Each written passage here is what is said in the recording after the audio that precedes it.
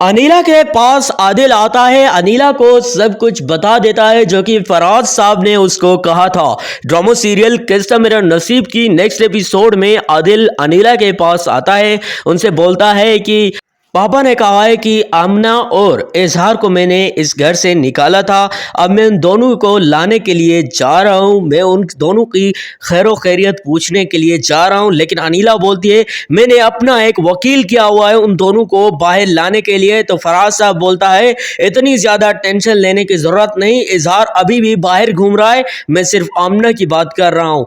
अब फराज साहब जा रहा है आमना और इजहार के पास। आदिल सब के सब जो है अनीला को बताता है। अनीला आदिल से बोलती है मुझे पता है फराज साहब को किसने ये सब कुछ समझाया है कि आप ऐसा करो। मैं जानती हूँ कि उसे कौन कह सकता है। फराज साहब को सिर्फ और सिर्फ माँ ही कह सकती है शगुफ्ता की, जो कि तुम जाओ और आमना को बाहर लेके आओ, क्योंकि मैं जब देखती हूँ वो कहती है कि मेरा फराजी कुछ भी करो आमना को बाहर लाओ, अब मैं उसे वहां नहीं देख सकती, तो आप कुछ भी करें। लेकिन फराज साहब फाइनली अब शगुफ्ता की सब के सब बातें मान गया है।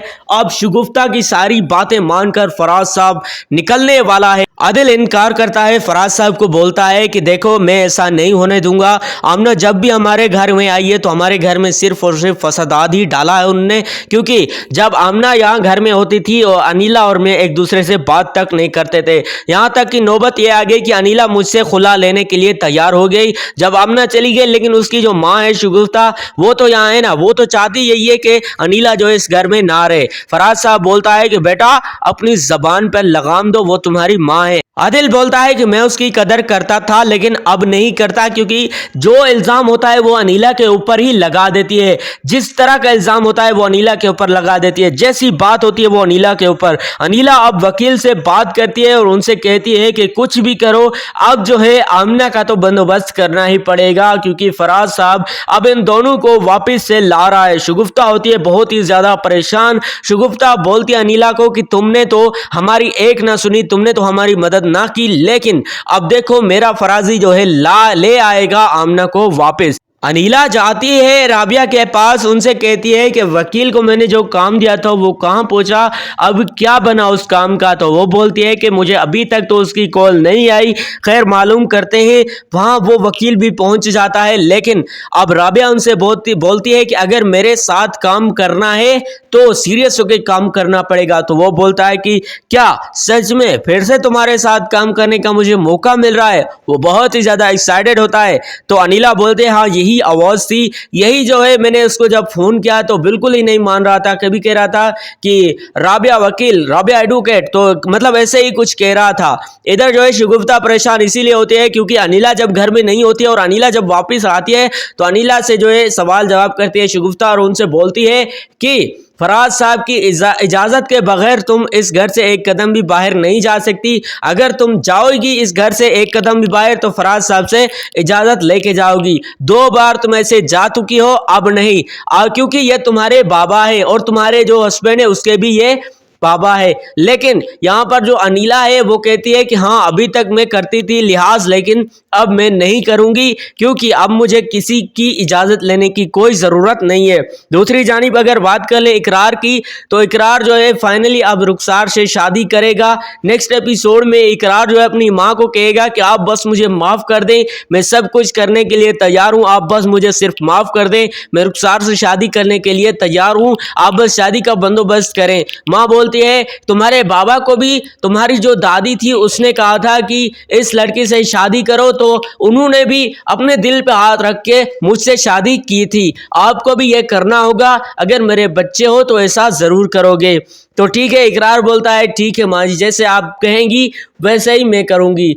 वो जो इकरार की माँ है वो सोचती है कि ये जो मेरा बेटा है मैं तो इसको अपना बड़ा जो है फिल्म जो है डायरेक्टर बनाना चाहती थी, फिल्म एक्टर बनाना चाहती थी, लेकिन जब से रूबी के साथ इसकी शादी हुई है तो इसकी जैसे लाइफ रुक सी गई है। बातें जो है अधूरी में नहीं छोड़ सकता, सब की सब बातें मैं अब अधूरी नहीं छोड़ सकता। अब माँ जी को मैंने अपना वादा दिया है तो मैं उसे वादा पूरा करके ही दिखाऊंगा कि अब जो है मैं तुम्हारी बात माँ सुन रहा हूँ और मैं जो है रुखसार से शादी करने के लिए तैयार हूँ।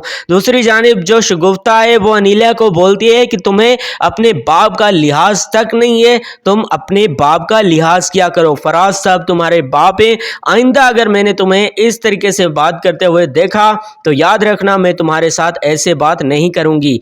तो अनीला बोलती है कि फराज साहब को मैंने अब तक इज्जत दी है और मैं अभी तक खामोश हूं कि उसका जो फैसला है वो कब आता है मेरे बारे में और वो क्या सुनाता है। मैं सिर्फ उसके फैसले के लिए इंतजार कर रही हूं। जैसे उसका फैसला आएगा मैं अपना फैसला सुनते ही मैं इस घर से चली जाऊंगी, क्योंकि मैंने आदिल को भी पहले बता दिया है कि अब मैं इस घर में ज्यादा नहीं रह सकती। अब आदिल भी मुझसे जो है अच्छे तरीके से बात करने लगा है कि शायद अनीला कहीं सच में ना चली जाए। आदिल को क्योंकि लगता है कि अगर शगुफ्ता ये कर सकती है तो शगुफ्ता अनीला को इस घर से भी जरूर निकाल सकती है। अनीला जो है अपने वकील को कहती है कि आमना को किसी भी तरीके से करके आमना का जो है आप बंदोबस्त करना है, क्या करना है वो मैं आपको बहुत जल्द बताती हूँ, लेकिन पहले ये बात याद रहे कि इस बात का किसी को पता नहीं चलना चाहिए, क्योंकि अगर किसी को भी पता चल गया तो हमारा सारा का सारा मंसूबा धरा का धरा रह जाएगा।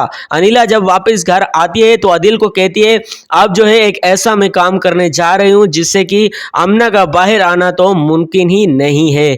आदिल बोलता है कि ऐसा क्या है। आदिल बहुत थोड़ा सा गुस्सा हो जाता है अनीला के ऊपर और आदिल फाइनली उसे जो है बोलता है कि आखिर ऐसी क्या बात है। तो अनीला उसे बताती है कि मैंने एक वकील हायर किया है, मैं अब जो है आमना को बाहर नहीं आने दूंगी, क्योंकि आमना अगर बाहर आ गई तो फिर से हमारे घर में वही सारी बातें दोबारा से होना शुरू हो जाएंगी।